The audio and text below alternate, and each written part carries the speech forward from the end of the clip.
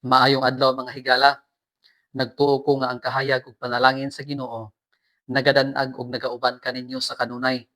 Welcome sa atong panag-uban dinhi sa kahayag taliwala sa kangitngit. Atong tun-an karon ang usa ka nindot ka topiko, ang bag-ong pagkatawo. Sa diha nga gibuhat sa Dios ang tawo sa sinugdan, kini iyang gihatagan og kinabuhi. Ug samtang ang tawo magapadayon sa iyang panaghiusa ngadto sa Dios, ang iyang kinabuhi magapadayon usab.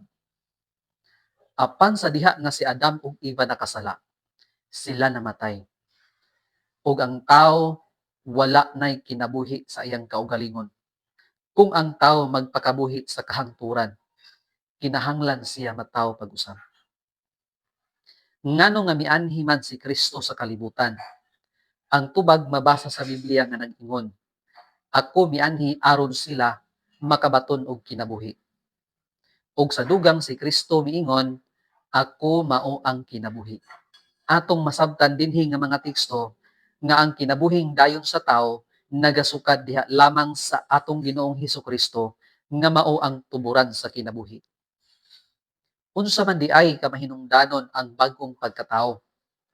Atong basahon ang pahayag sa Biblia mahitungod niini nga nag-ingon, og si Hesus mitubag kaniya, sa pagkatinuod, magaingon ako kaninyo, gawas ko ng tao igaanak pag-usab, dili siya makakita sa gingharian sa Dios. Og si Nicodemo nangutana kaniya, unsaon man pagkahimo nga igaanak ang tao sa tigulang na siya, makasulod pa ba siya pag-usab sa taguangkan sa iyang inahan og mahimugso? Og si Hesus mitubag, sa pagkatinuod magaingon ako kanimo, gawas kon ang tao igaanak sa tubig ug sa espiritu, dili siya makasulod sa gingharian sa Dios. Ang gianak sa unod, unod man, ug ang gianak sa espiritu, espiritu man. Atong masabtan nga diha lamang sa kasinatian sa imong bag-ong pagpakatawo, imong matagamtam ang kausaban ngadto sa kinabuhi. Busa ang mahinulsulon nga makasasala, magasugod diha sa takna diin si Kristo mihatag kaniya og kinabuhing dayon.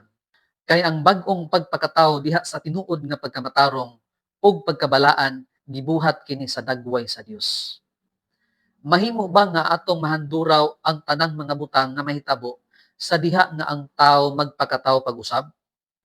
Naay pahayag ang Biblia bahin niini nga nag-ingon, ang hangin bitaw mohurosban ngadto sa buot niyang padulngan ug mabati mo ang iyang tingog, ngani dili nimo mahibaluan diin siya gikan o asa siya padulong. Maingon usab ni ana ang tanang mga gianak sa espiritu. Atong masabtan dinhi nga ang pagkatawo pag-usab di ay maoy usa ka milagro pinaagi sa gahom sa balaang espiritu. Sama pananglit sa kinabuhi sa yunuko nga Etipyahanon nga naminaw kang Filipi samtang iyang gisaysay ang Isaias kapitulo 53 ug unya siya nakasabot og nakabig. Basaha ang buhat kapitulo 8, 26 ngadto sa 39 alang sa dugang nga pagtuon. Sama ni Pablo nga giharungan sa Dios diha sa dalan sa Damasco, gibag-o siya sa Dios nga kanhi maglulutos sa katawhan nga nagwali sa maayong balita. Apan tungod sa kaluoy ug gahom sa Ginoo, nahimo siyang magwawali sa maayong balita.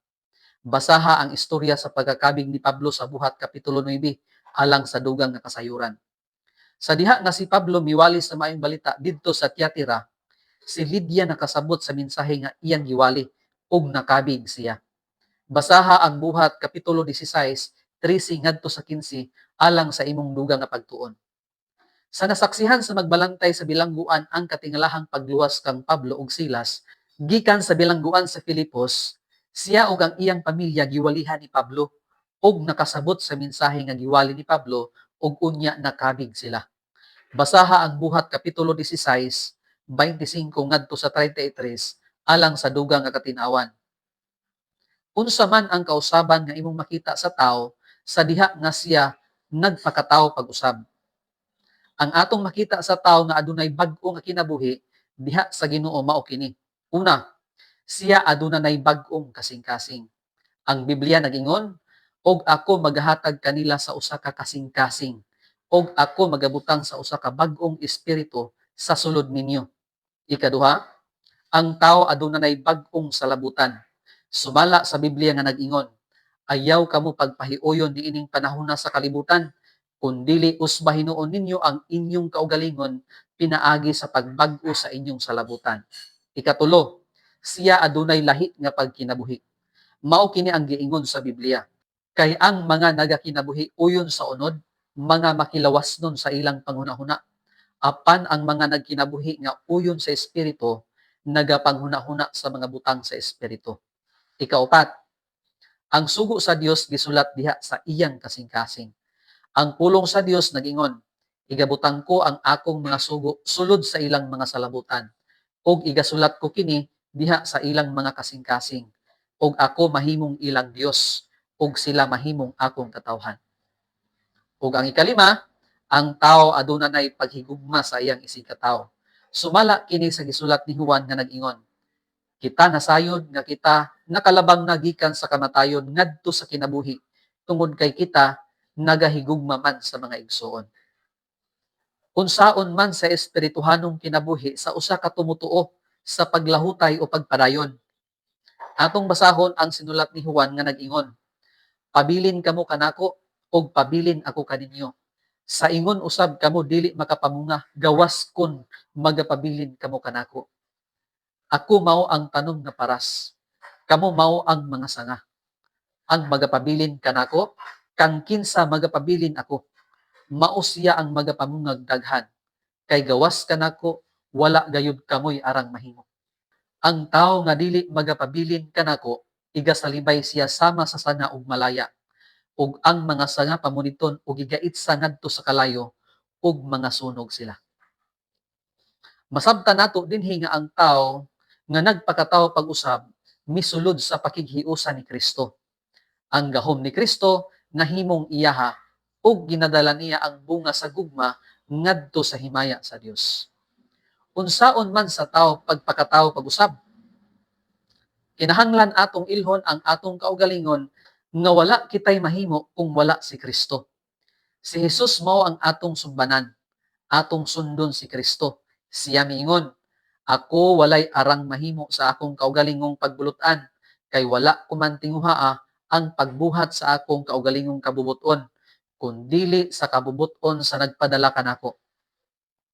Akong balikon agig pagpasantop, mahimo kitang bag-ong tao kung kita mosunod sa kabubuton ni Kristo, sama sa gibuhat ni Kristo nga nagtuman sa kabubuton sa iyang amahan.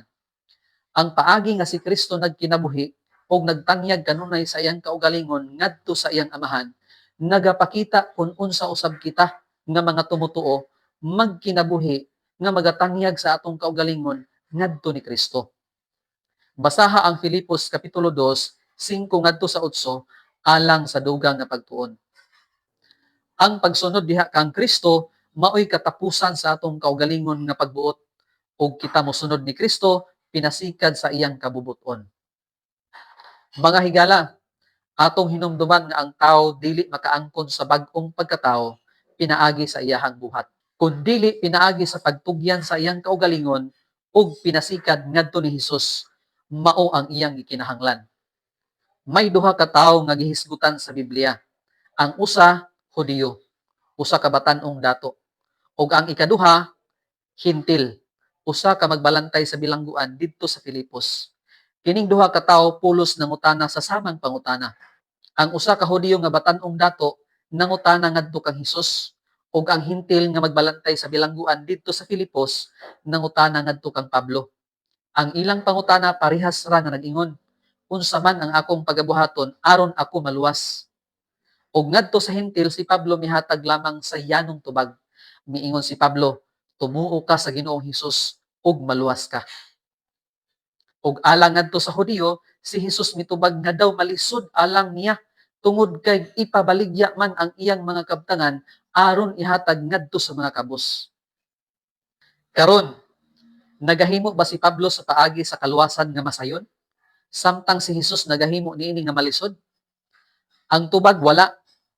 Kay kining duha nagakinahanglan og pagtugyan sa ilang kaugalingon sa hingpit nga pagtugyan ngadto ni Kristo. Atong pilion nga ang kabubuton sa Dios maoy magagiya kanato. Daghang salamat sa inyong pagtan-aw. Ayaw kalimot sa pag-like, pag-share ug pag-subscribe aron updated ka pirmi sa bag-o nga topiko. Kita-kita ta sa sunod na pod nga video ug akong panghinaot nga ang kahayag ug panalangin sa Dios magauban kaninyo sa kanunay.